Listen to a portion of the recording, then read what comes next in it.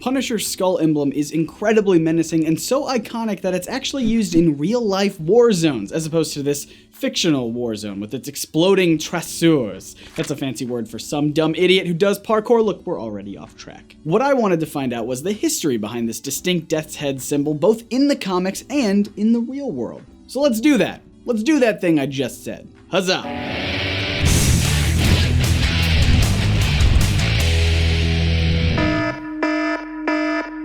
After his wife and children were murdered by the mob, Frank Castle, a Special Forces veteran, dedicated his life to a war on organized crime as the Punisher. Though many fans consider him to be an anti-hero today, Punisher made his first appearance in Amazing Spider-Man 129 from 1974 as a straight-up villain, hired by the Jackal to kill Spider-Man for a crime the Webhead never actually committed. Punisher quickly learned that Jackal not only lied to him, but also attempted to frame Castle for the murder of his arms dealer. Punisher storms off, and that's it. That was supposed to be the last we would ever see of the Punisher. According to one of his co-creators, Jerry Conway, he was originally supposed to be, quote, a secondary one-issue throwaway character. But the readers really responded to him. Conway drew the initial sketch of the character, including the skull emblem, but it was a lot smaller and off-center. When John Romita Sr. got a hold of the design, he blew up the skull large to cover the entire chest of the costume. Romita Sr. also tried to incorporate the skull symbol into the costume in a functional way,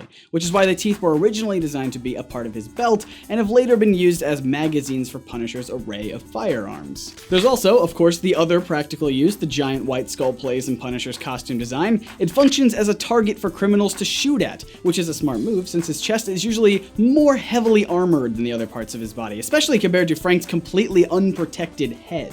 Interesting story behind that, by the way. Romita Sr. purposely left a helmet or mask out of the costume design for two reasons. Firstly, he thought it would get in the way of seeing Frank's face as he does his work. Quote, I wanted to see expressions on his face.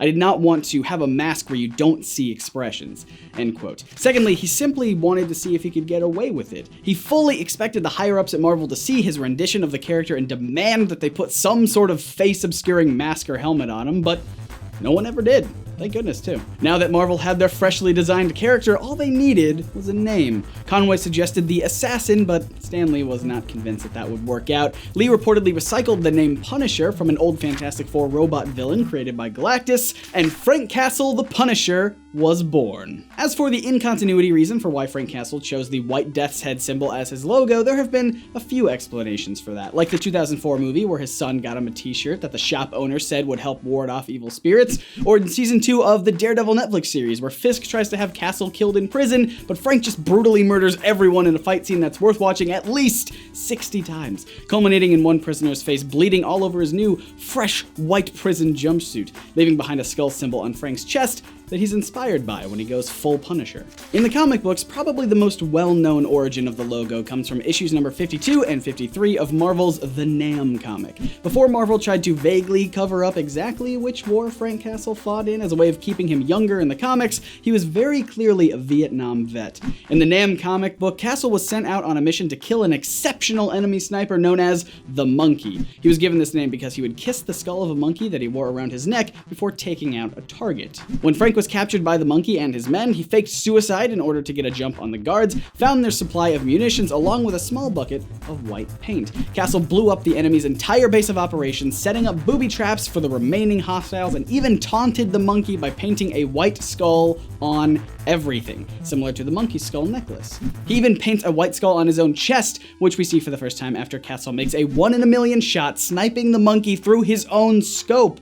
When Frank becomes the Punisher later, he reprises the skull symbol that was originally meant to mock an enemy sniper. It's honestly a great story, and the folks at Marvel should have left it at that, but of course they didn't. They had to go and complicate things. You ever read a Punisher comic and thought to yourself, you know, this is great and all, but it'd be better if Punisher died and was resurrected and used weapons crafted by angels to fight demons instead of crime bosses? Yeah, I didn't think so. But that didn't stop Marvel from releasing the Punisher Purgatory in 1998, which is everything you never wanted in a Punisher comic. It's also not the last time they tried to give Frank a supernatural spin. Frankencastle, anybody? This story is only 4 issues long, but it's kind of complicated, so stick with me here. Frank Castle was coerced by demons to kill himself, already off to a great start. Luckily, Frank had an angel looking out for him named Gadriel, who was supposed to be the guardian angel of the entire Castle family. You remember how Frank's wife and kids were all murdered? Yeah, that's because Gadriel was more interested in women and booze than actually protecting the castles like a guardian angel should do. After Frank shot himself, Gadriel brought him back to life, hoping that Frank would forgive him for not being there when his family was killed, since Frank's forgiveness is the only way Gadriel could be allowed back into heaven. Boy, we are barely into this. We gotta pick up the pace. Okay, so we confusingly introduce another character named Frank into the mix with one Frank Costa. If that last name sounds familiar, it's because the Costa family was the crime family who killed Frank Castle's family. Blah, it's so confusing. Apparently, Frank Costa's body was serving as a fleshy prison for a fallen angel named Olivier, who got a little too ambitious trying to take over as the ruler of hell. In order to be restored to his former glory, Olivier needed blood. A lot of blood. So he set a plan in motion to forge a perfect weapon. The Punisher. The murders of the Castle family were part of a ritual set up by Olivier that would transform Frank Castle into, quote, an engine of death and sacrifice. Every time Punisher killed, it was secretly a blood sacrifice in the name of Olivier that would make the fallen angel stronger and stronger.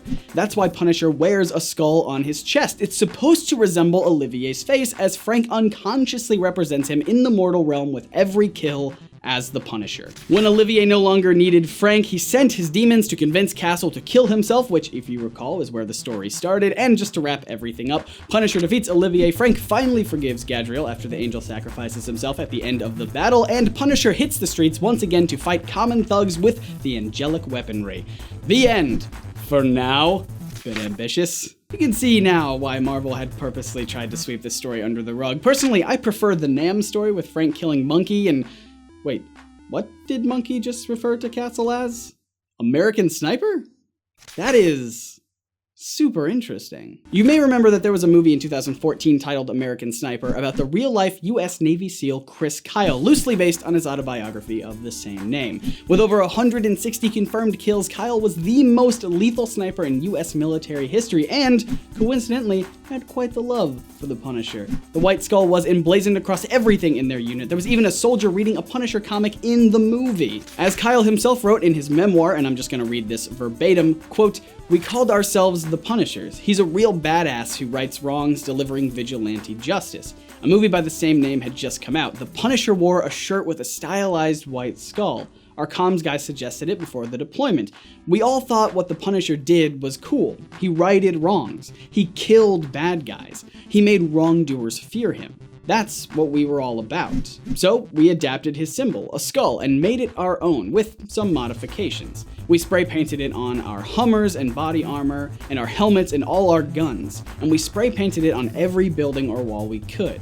We wanted people to know, we're here, and we want to with you. Language. To some extent, this is kind of what Frank Castle utilizes the skull emblem for in the comics. As Punisher himself has said before, the skull terrifies people. Plus, Punisher abides by a code that's as black and white as his costume, making it appealing to people who are put in morally difficult situations. As Conway has stated on different occasions, quote, "There's not a lot of room for nuance when you're in a firefight. Here's a guy that never questions himself. He never asks, am I doing the right thing?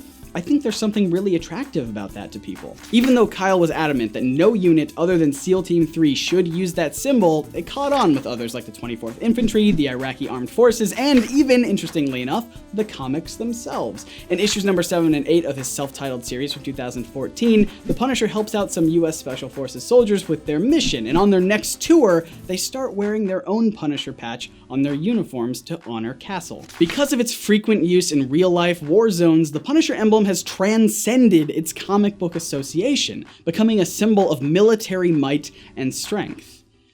I wonder how Frank would feel about that. What do you guys think? What is your favorite origin of the Punisher skull emblem? And do you think the symbol goes beyond the Punisher himself? Let me know what you think in the comments. If you like this video, I know you'll love this one about why a certain comic book hero was painted on tribal shields. It's super interesting, definitely worth a watch. And in honor of Daredevil Season 2, here's a playlist of videos about the Man Without Fear that you can binge watch. Click right here to learn about how he can see, how he's connected to the Ninja Turtles, whether or not Elektra is secretly a Skrull. Tons of great stuff. Links will also be in the description. And make sure you hit that big sexy subscribe button so you don't miss out on all the new videos we make for you every week that explore the history, science, art, and philosophy behind your favorite comic book superheroes. My name is Scott, reminding you to read between the panels and grow smarter through comics. See ya.